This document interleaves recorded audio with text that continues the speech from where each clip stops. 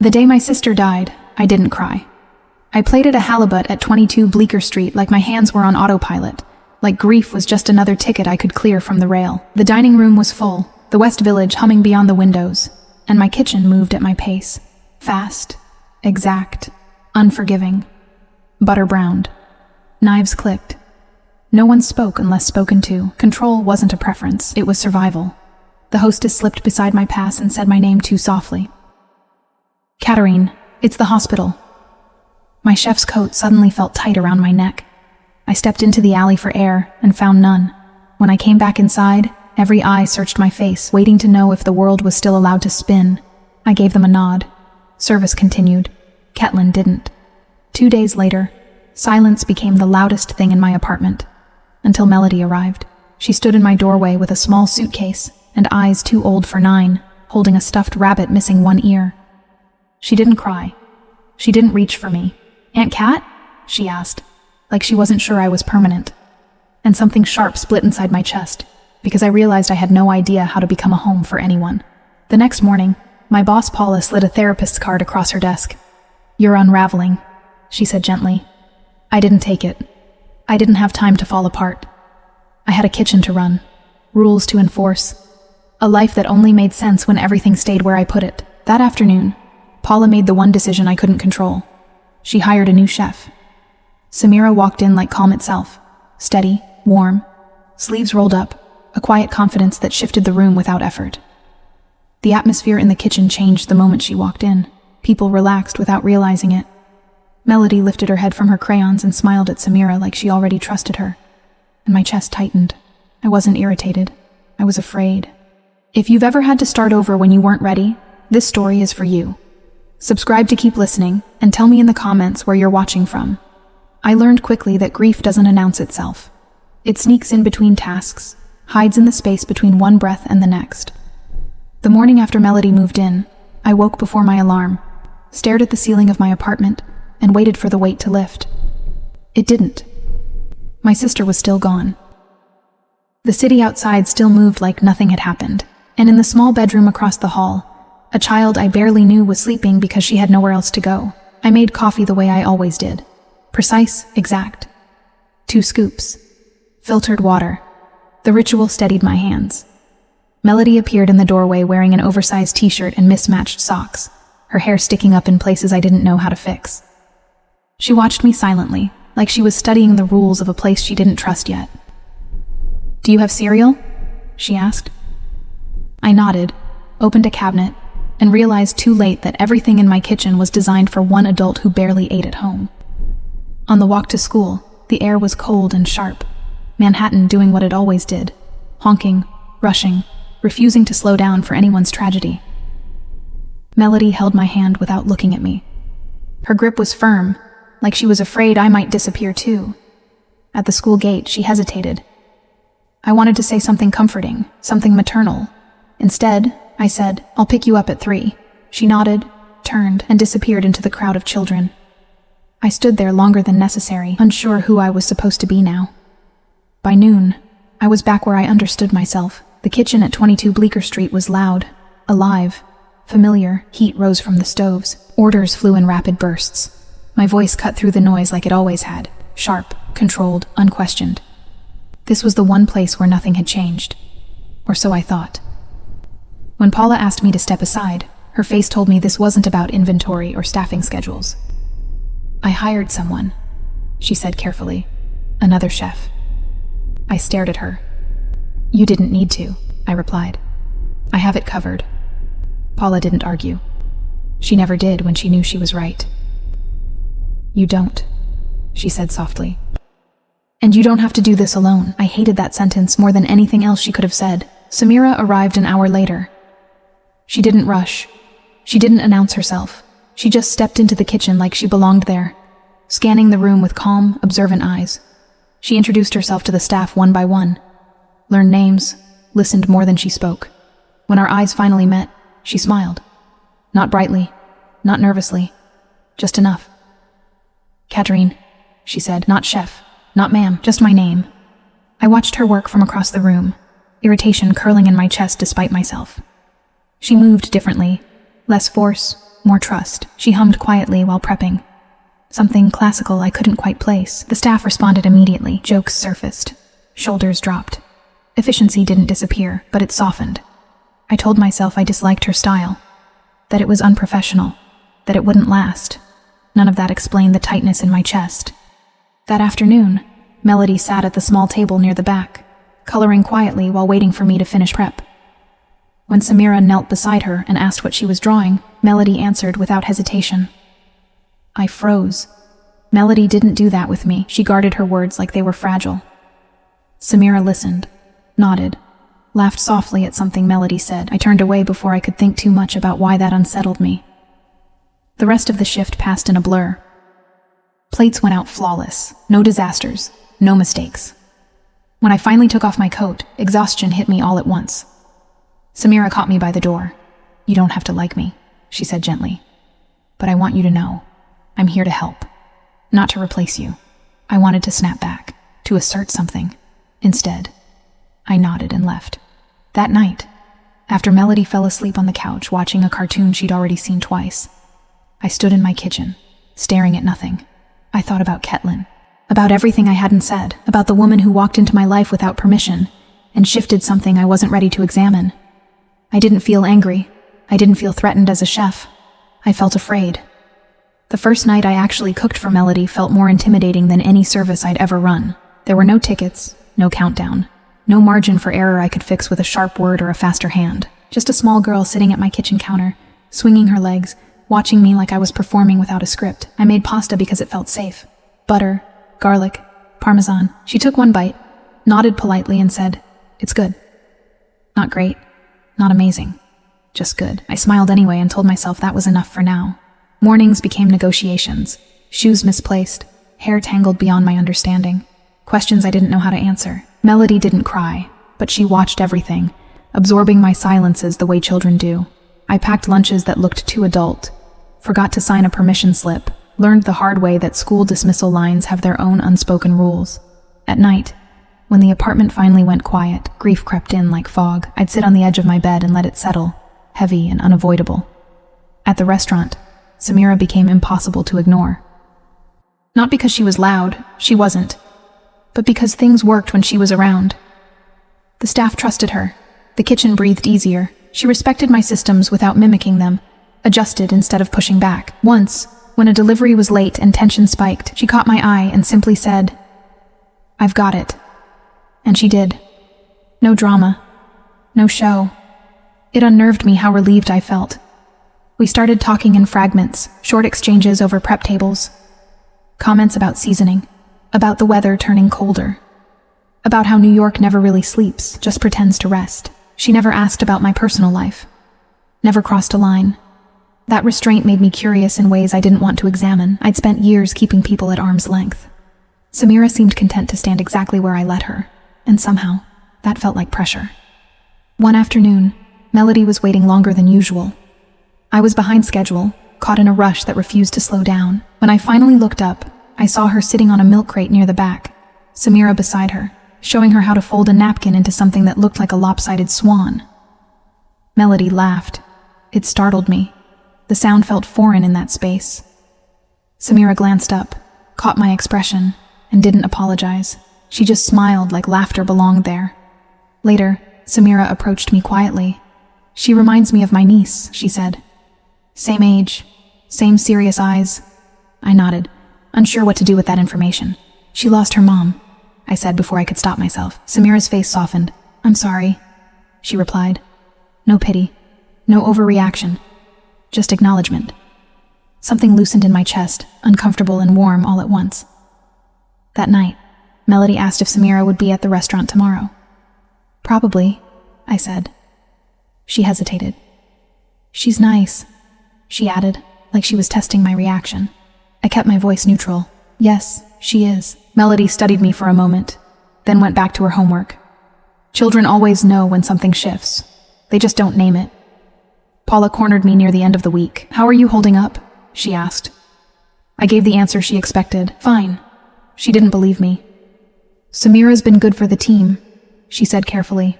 "For you too." The implication landed hard. I wanted to argue, to reclaim ground, Instead, I felt something quieter rise up. Fear, again. Fear of what it meant to need help. Fear of what it meant to like it. Friday night ended later than usual. The city outside was wet with rain, streets shining under streetlights.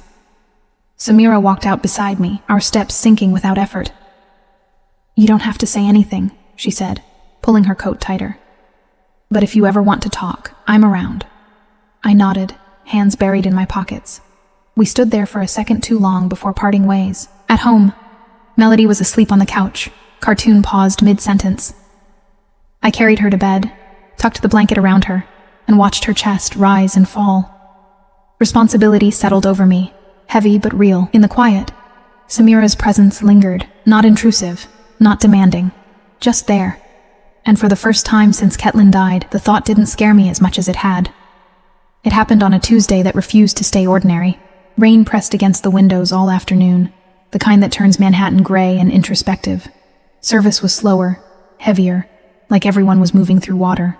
Samira worked beside me more closely than usual, not touching, but near enough that I felt her presence in my peripheral vision. I kept telling myself it was nothing. That proximity didn't mean intention. My body disagreed. When service ended, Melody was already asleep at the small table in the back, her head resting on her folded arms, crayons scattered like fallen petals. Samira noticed before I did.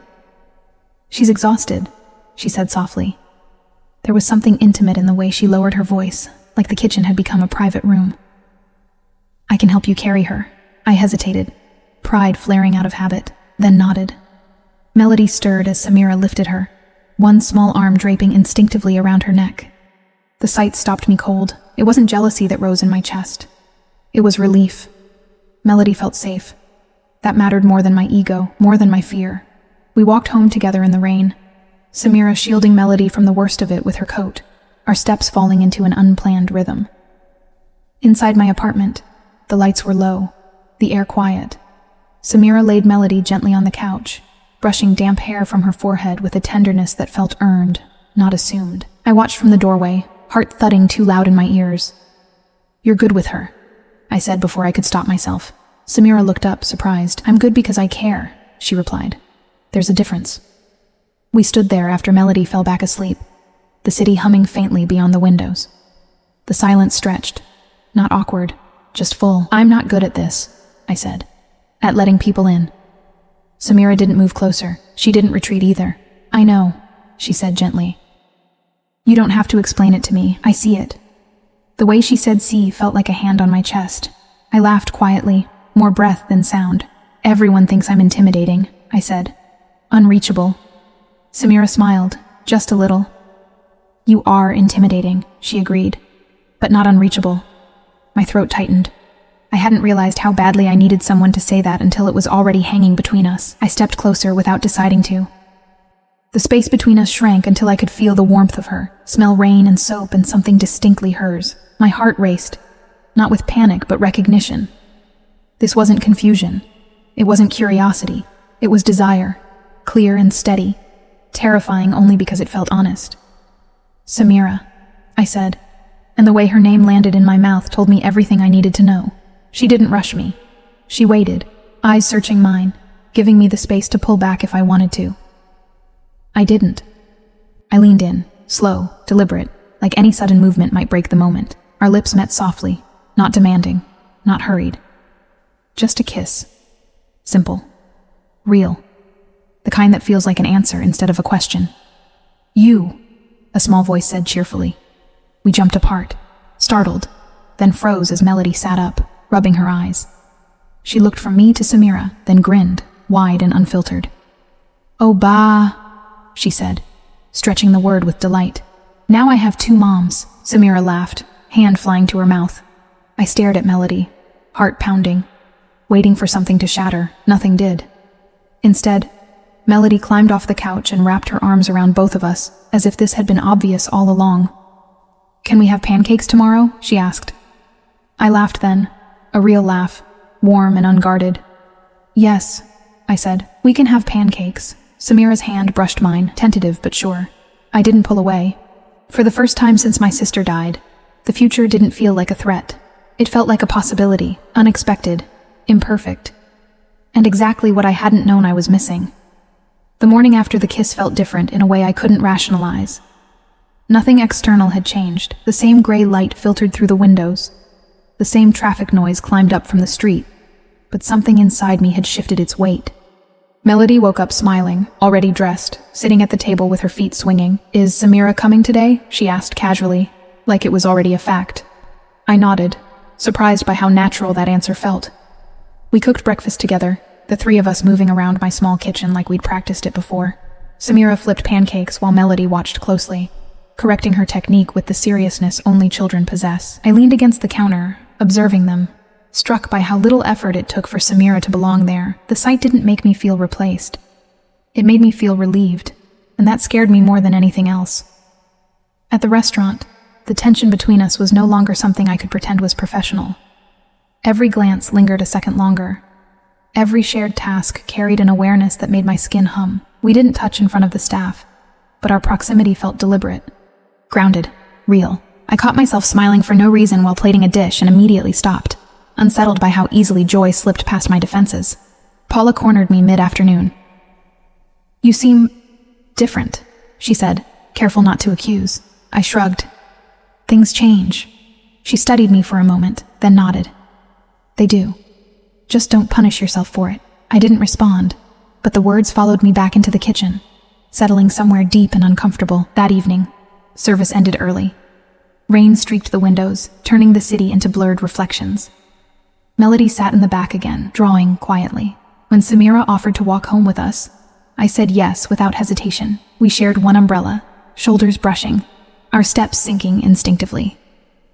Melody walked ahead, humming to herself, content in a way that felt deliberate. Inside my apartment, the quiet wrapped around us. Melody changed into pajamas and announced she was tired in the exaggerated way children do when they don't want to miss anything important. I tucked her into bed, listening as she whispered, "I like Samira." I smiled softly. "I know," I replied. She hesitated, then added, "You do too." I didn't correct her. Back in the living room, Samira and I stood awkwardly for a moment, neither of us rushing to fill the space. "I don't want to confuse her," I said finally. Samira met my gaze, calm and steady. "Neither do I," she replied. "That's why I want to be honest. With you." The words settled between us, heavy but welcome. I took a step closer, heart pounding. "I've spent most of my life not wanting anything," I said, "or pretending I didn't." Samira's expression softened. "And now?" she asked. I swallowed. "Now I do." The honesty of it left me exposed, but I didn't retreat. She reached for me slowly, giving me time to change my mind. I didn't. When she kissed me, it was unhurried, certain, not a question, an answer.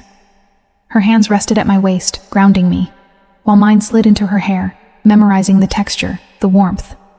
The kiss deepened naturally, not urgent, not restrained, just present. I felt fully in my body for the first time in years. We pulled back only when breathing became necessary, foreheads resting together, smiles quiet and unguarded. I laughed softly, overwhelmed by how right it felt. "This is new for me," I admitted. Samira smiled. "We can go slow," she said, "but we don't have to go backwards." I nodded, pressing my forehead to hers again, grateful beyond words. She stayed that night, not in a way that crossed lines, but in a way that honored them. We sat on the couch, legs tangled, talking until the rain softened and the city went quiet. When we finally lay down to sleep, her presence beside me felt steady, safe, earned. Not an escape, a choice. Later, in the dark, I listened to Melody's breathing from the other room and let myself imagine a future that didn't require me to disappear inside control. Love hadn't arrived dramatically or destructively, it arrived gently. And this time, I didn't push it away. The first crack appeared where I least expected it, at work, in the place I trusted more than anything else. The morning after Samira stayed over, I walked into the restaurant carrying a quiet sense of certainty, the kind that feels fragile because it's new. That certainty didn't survive the first hour. Paula called a meeting before lunch, her expression neutral in the way that usually meant she'd already made up her mind. She spoke calmly, professionally, about restructuring, about pressure from investors, about consistency, and then she said Samira's name, followed by words I wasn't prepared for. Expanded role, creative leadership, head chef responsibilities during select services. The room didn't spin, but something inside me did. I nodded like I understood, like this was reasonable, like it didn't feel like the ground shifting under my feet. Samira looked just as surprised as I was. She didn't smile. She didn't accept anything out loud. Later, in the walk-in, she found me staring at the shelves like answers might be hiding between boxes of produce. "I didn't ask for that," she said immediately. "I swear." I believed her. That wasn't the problem. The problem was how quickly fear wrapped itself around the trust I'd just begun to build. I heard my own voice sharpen despite my intentions. "You should have told me Paula was considering this." Samira's brows knit together. "I didn't know," she said, hurt flickering across her face. "And if I had, I would have talked to you first." Silence stretched between us, heavy and unnecessary. I hated myself for letting it grow. At home, Melody felt the tension immediately. She always did. She pushed her food around her plate and watched us carefully. "Did I do something wrong?" she asked quietly. The question cut deeper than any argument could have. "No," I said too quickly. "This isn't about you." Samira reached across the table, covering Melody's hand. "Not even a little," she added gently. Melody nodded, but she didn't look convinced. That night, Samira didn't stay. She said she wanted to give me space, and I told myself that was mature, reasonable. Still, the apartment felt wrong without her. Too quiet. I lay awake, replaying the conversation in the walk-in, the edge in my voice, the way fear had spoken for me before trust could catch up. The next day at work, we moved around each other carefully, like people relearning choreography. Professional, polite, distant. I told myself it was temporary, necessary. But every time I saw her laugh with the staff or focus intently on a dish, pride tangled with longing in my chest. I was afraid. Afraid of losing control, afraid of being seen as replaceable, afraid that loving her meant stepping into uncertainty I couldn't manage. Paula cornered me that afternoon. "This isn't about Samira," she said gently. "This is about you learning to share." I bristled. "I've shared enough," I replied. Paula didn't argue. She just looked at me with a quiet kind of disappointment that hurt more than anger would have. "You don't have to be alone to be strong," she said. "You never did." When I got home, Melody was waiting with a drawing. It showed 3 figures holding hands, smiling. 2 were taller. 1 was small. She handed it to me without explanation. I stared at it longer than I meant to. "Samira didn't come over today," she said, trying to sound casual. "Is she mad?" My throat tightened. "No," I said softly. "I think she's just giving me time." Melody frowned. "I don't like that," she said. Neither did I. That evening, I went for a walk alone, letting the city swallow me. The lights, the noise, the indifference, it all felt familiar and hollow. I realized something then. Standing on a crowded corner, I wasn't afraid of losing my kitchen. I was afraid of losing Samira. Afraid that my need for control would cost me the one thing that had started to feel like home. I didn't know how to fix it yet. Pride doesn't dissolve overnight, but for the first time, I saw the pattern clearly, and that felt like the beginning of change, not the end. The distance didn't announce itself. It settled in quietly, the way fog does, thin at first, almost polite, until suddenly everything felt harder to see. Samira and I still spoke. We coordinated schedules. We exchanged necessary words. But the warmth that had lived between us thinned into something careful, almost formal. I told myself it was temporary, that we were being adults, that this was what restraint looked like. At home, Melody felt it immediately. She stopped asking when Samira would come over. She stopped drawing pictures of the 3 of us. One evening, she asked if Samira had gone back to her other life, the one from before us. I told her no, that nothing had ended. The words sounded hollow even to me. Children hear what adults won't admit. Work became a place of quiet tension. Samira took on more responsibility, just as Paula had planned, and she did it well. Too well. The kitchen ran smoothly without my constant presence, and instead of feeling proud, I felt exposed. Every success sharpened my fear. I hated that about myself, the part that confused partnership with erasure. One night, a mistake happened. Not a disaster, not something dramatic, just a dish that went out wrong, unnoticed until it came back. Normally, I would have fixed it without a second thought. That night, it felt symbolic, like proof of something slipping. Samira stepped in automatically, correcting it with calm efficiency. The staff watched us closely, so did I. After service, I found her by the back door, tying her scarf. "You don't have to handle everything," she said quietly. There was no accusation in her voice, just fatigue. "I know," I replied, too quickly. She looked at me then, really looked, and something in her expression closed. "I don't think you do," she said softly. The words stayed with me long after she left. That night, Melody had a nightmare. She climbed into my bed without asking, trembling, whispering that she was afraid everyone would leave. I held her until her breathing slowed, staring at the ceiling, listening to the city outside. In the dark, I finally admitted the truth to myself. My fear wasn't protecting anyone. It was teaching Melody the very lesson I wanted to spare her. The next morning, I went to therapy. I didn't tell anyone.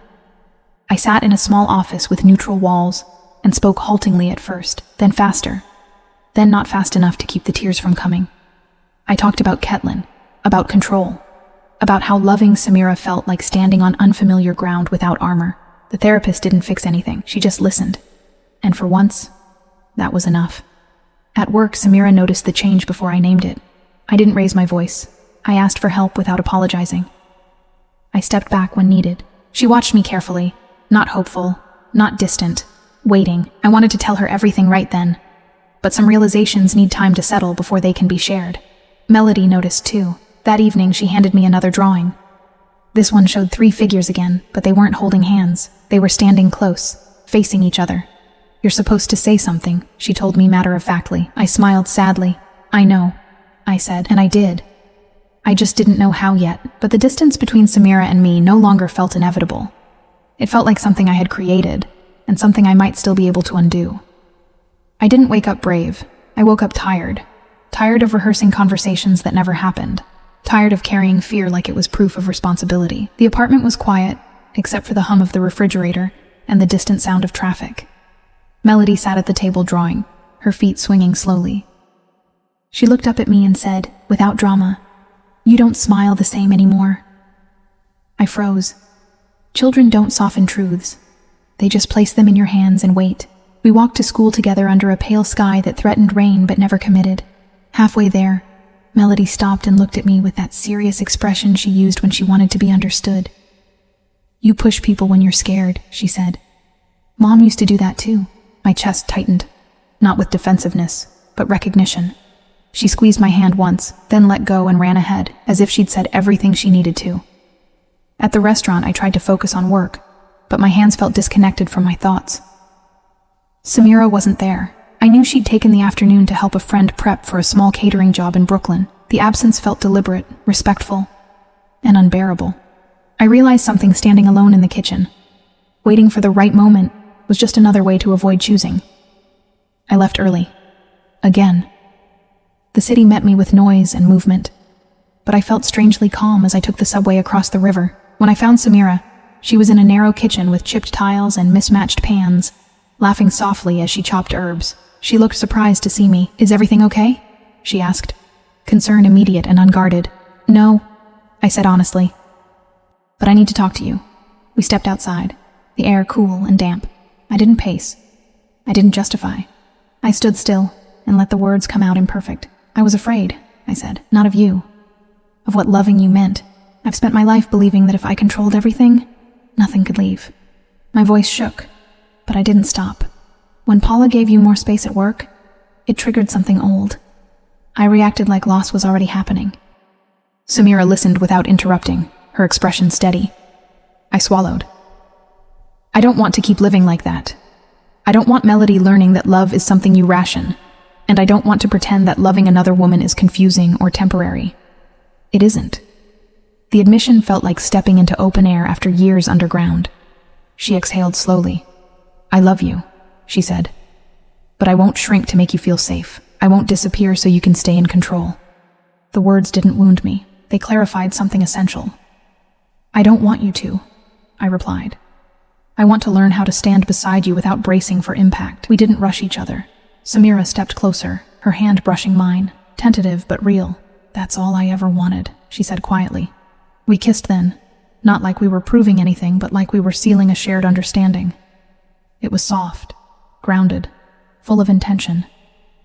When we pulled back, we were both smiling, On the way home, I felt lighter, not because things were resolved, but because they were honest. Melody was already in pajamas when Samira arrived later, hair damp from the rain. She took one look at us and smiled knowingly. "You fixed it," she said. "We're trying," I answered. She grinned.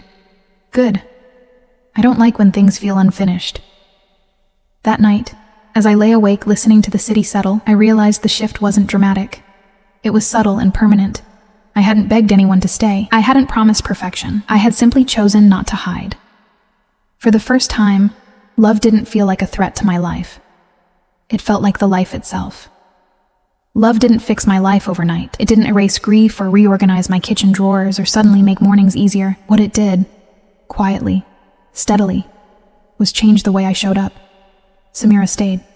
Not in the dramatic sense, not as a promise shouted into the dark, but in the daily way that matters more. She showed up at the apartment with groceries Melody liked. She showed up at work ready to listen. And I showed up too, learning how to let presence replace control. We didn't announce anything at the restaurant. There was no meeting, no explanation. People noticed anyway. The way Samira and I moved around each other had shifted, less guarded, more intentional. We disagreed sometimes, but we didn't compete. When I stepped back, it wasn't surrender. It was trust. The kitchen responded, not with chaos, but with balance. I began to understand that leadership didn't disappear when it was shared. It deepened. Melody flourished in the space between us. She didn't ask questions anymore. She made statements. "Samira's coming tonight. We should make soup. I think Mom would like this." She talked about her mother without breaking now, weaving Ketlin into our days like someone who still belonged. I listened more than I corrected. When Melody reached for Samira's hand in public, I didn't tense. I smiled. One afternoon, Paula called me into her office again. This time there was no edge in her voice. "You've changed," she said plainly. I considered denying it, then stopped. "I know," I replied. Paula nodded. "The investors want consistency," she continued. "They want numbers. They want predictability." She paused. "But I want you to be honest with yourself. Is this still the place you want to grow?" The question lingered long after I left her office. That night, Samira and I cooked together at home while Melody did homework at the table. We worked in quiet rhythm, chopping and stirring, exchanging glances that carried shared understanding. "What if we didn't stay?" Samira asked carefully. I looked at her. "Here?" She nodded. "At the restaurant. What if we built something smaller?" The idea didn't scare me the way it once would have. It felt possible. We talked late into the night, not planning yet, just imagining. A neighborhood bistro, a place where food mattered, but people mattered more, where Melody could sit at the counter and do her homework, where opera played sometimes, but silence was welcome too. I felt something unfamiliar blooming. Hope, not as an escape, but as a direction. At work, the thought stayed with me. Every clang of a pan, every rushed service, every compromise with investors sharpened the contrast. I loved my kitchen. I always would. But loving something didn't mean it had to remain unchanged. Ketlin's absence hovered near my thoughts, not as pain, but as perspective. Life didn't pause for readiness. The next weekend, we walked through a quiet block in Brooklyn, rain-washed and unassuming. There was a small space for lease, windows fogged, potential tucked into its bones. Samira squeezed my hand. "Not now," she said gently. "Just someday." I nodded, heart steady. "Someday," I agreed.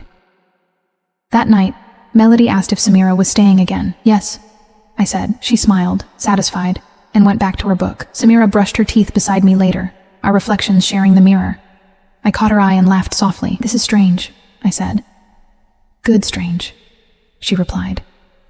In bed, wrapped in the quiet of an apartment that no longer felt temporary, I realized the shape of my fear had changed.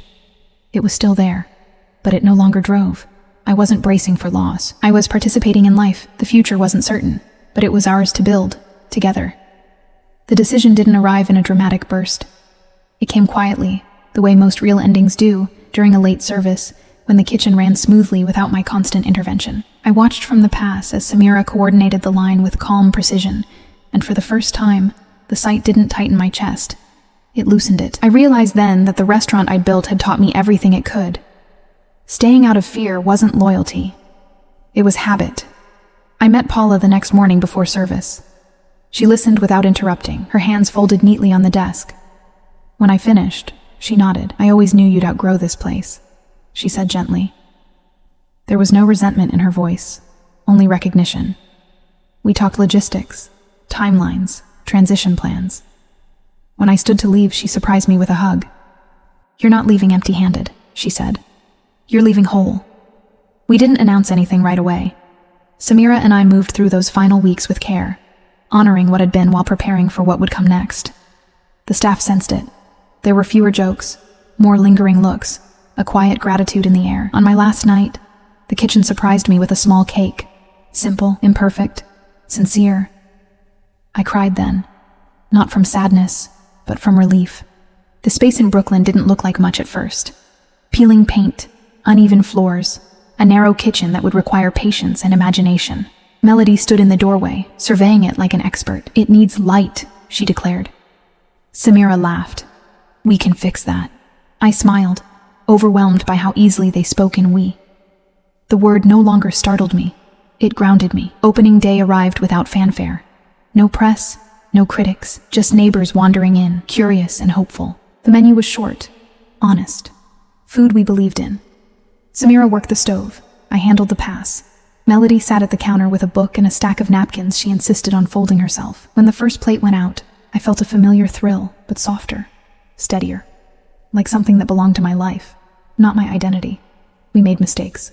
Of course we did. Orders came in wrong. A sauce split. Someone forgot to rest the meat. We fixed it together. No raised voices. No fear. Just communication. The room filled with sound, conversation, laughter, the clink of cutlery. It wasn't perfect. It was alive. I caught Samira's eye across the kitchen, and she smiled like she knew exactly what I was thinking. That night, after we closed, we sat on the floor with our backs against the counter, shoes kicked off, exhaustion settling in. Melody curled between us, head on Samira's shoulder, half asleep. "This is my favorite place," she murmured. I kissed the top of her head, emotion rising unexpectedly. Ketlin's absence was still there, always would be, but it no longer felt like a wound that defined us.